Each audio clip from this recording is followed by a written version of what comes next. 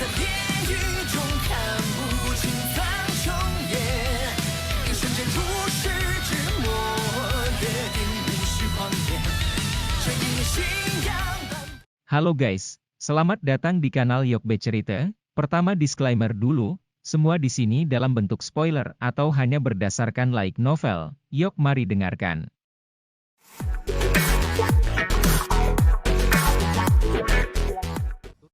Lelang yang sangat besar menjadi keheningan yang tidak biasa setelah kata-kata Mo Tianxing terdengar, mata yang tak terhitung jumlahnya menyapu orang-orang di kursi VIP. Semua orang tahu bahwa mengingat nilai ludah transformasi tubuh bodhisattva ini, secara alamiah mustahil bagi orang biasa untuk mendapatkannya. Mereka yang memiliki kualifikasi dan kemampuan untuk mendapatkannya adalah para ahli dan faksi kuno yang hadir di kursi VIP.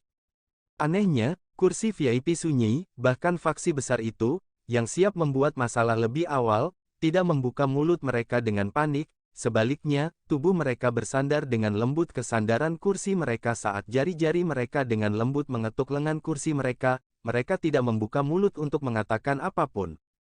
Haha, ini aku yang tua yang belum menjelaskan diriku. Mo Tianxing juga dikejutkan oleh keheningan yang tidak biasa ini.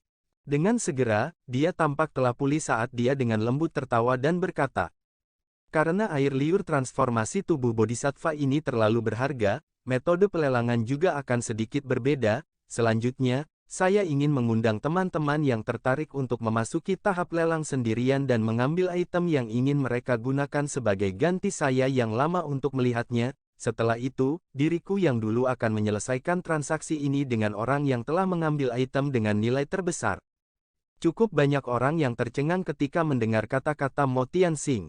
Banyak orang segera menjadi tidak senang, meskipun tidak senang. Mereka jelas bahwa mengingat nilai air liur transformasi tubuh bodhisattva ini, barang-barang yang akan diambil oleh faksi-faksi besar ini untuk ditukar juga akan sangat berharga. Seperti kata pepatah, uang tidak bisa diungkapkan kepada siapapun. Poin ini adalah sesuatu yang bahkan orang biasa tahu, apalagi faksi besar dan ahli yang mengguncang daerah sudut hitam.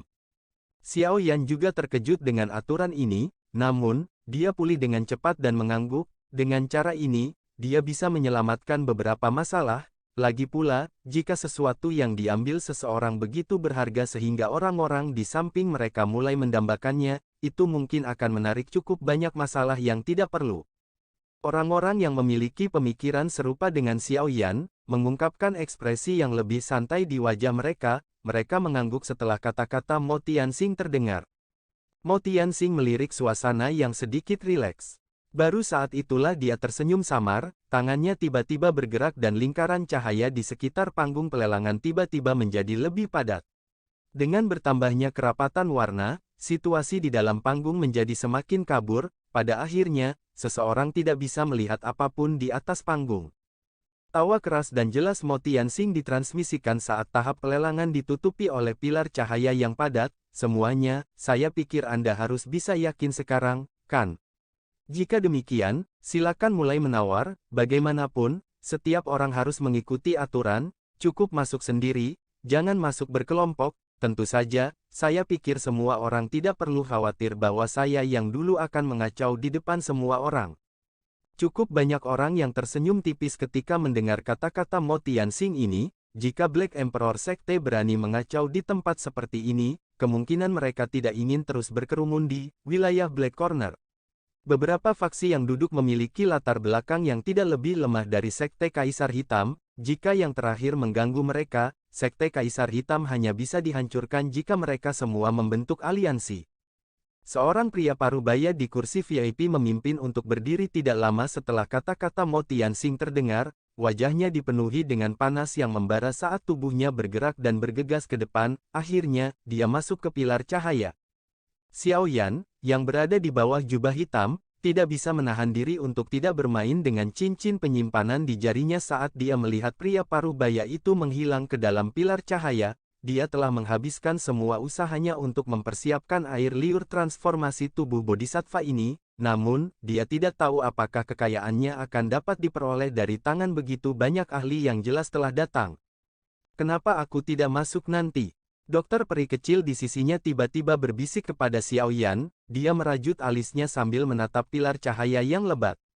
Tidak apa-apa, Sekte Kaisar Hitam tidak punya nyali untuk main-main di sini, apalagi, mengingat kekuatanku, bahkan jika Mo Tianxing menyerang secara langsung, dia akan kesulitan membuatku tinggal tanpa mengungkapkan beberapa kemampuan. Xiao Yan tersenyum tipis.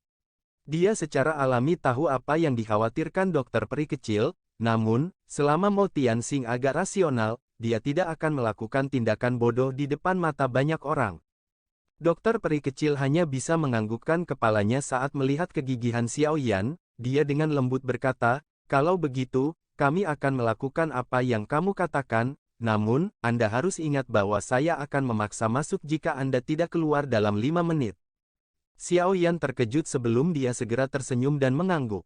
Sekitar 3 menit kemudian, pria parubaya yang besar berjalan keluar dari pilar di depan banyak sekali tatapan di pelelangan. Dia tanpa daya menggelengkan kepalanya dan kembali ke kursinya dengan wajah pahit. Dari kelihatannya, barang yang dia keluarkan tidak disetujui oleh Mo Tianxing.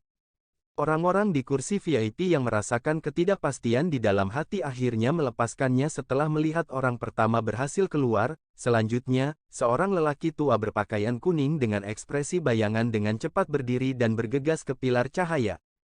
Sisa lelang berjalan sangat mulus setelah awal yang tidak mulus. Orang-orang berulang kali memasuki pilar cahaya satu demi satu, namun, kebanyakan orang akhirnya keluar dengan ekspresi yang agak suram. Tampaknya barang-barang mereka juga gagal memuaskan Mo Tianxing. Tentu saja, ini tidak berlaku untuk semua orang. Ada sejumlah kecil orang yang keluar dengan senyum di wajah mereka. Tampaknya mereka memiliki banyak kepercayaan pada hal-hal yang telah mereka keluarkan.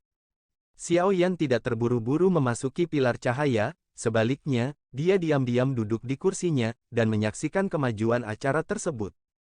Orang tua berambut abu-abu berhidung elang, yang telah membeli keterampilan bayangan gelap sebelumnya, perlahan berdiri sementara Xiao Yan diam-diam menunggu.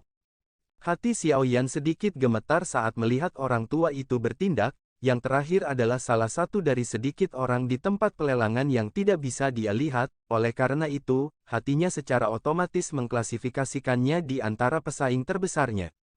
Pria tua berambut abu-abu berhidung elang ini tampaknya memiliki reputasi di antara generasi yang lebih tua dari daerah sudut hitam. Oleh karena itu, ekspresi orang-orang dari lembah api iblis, penatua pertama Sukian dan yang lainnya, yang belum melangkah maju, sedikit berubah saat yang pertama berdiri. Tatapan mereka dengan cepat melesat.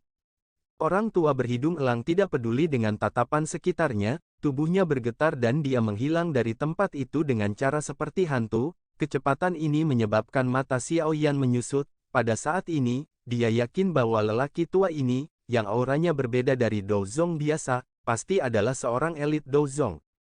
Wilayah sudut hitam memang tempat di mana naga dan harimau bersembunyi. Saya tidak pernah mendengar orang ini di masa lalu. Tidak disangka bahwa kekuatannya sehebat ini. Wajah Xiao Yan menjadi serius di bawah jubah hitam sambil bergumam di dalam hatinya. Ruang di mana lelaki tua berhidung elang itu menghilang sedikit bergetar saat pikiran ini melintas di hati Xiao Yan. Orang bisa melihat bahwa tubuhnya bersinar dan muncul sekali lagi. Wajahnya tersenyum tipis. Dari kelihatannya, sepertinya dia sangat percaya diri dengan harga penawarannya.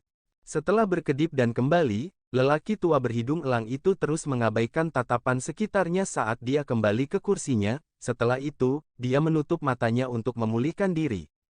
Cukup banyak orang yang mengerutkan kening saat melihat gerakannya yang santai.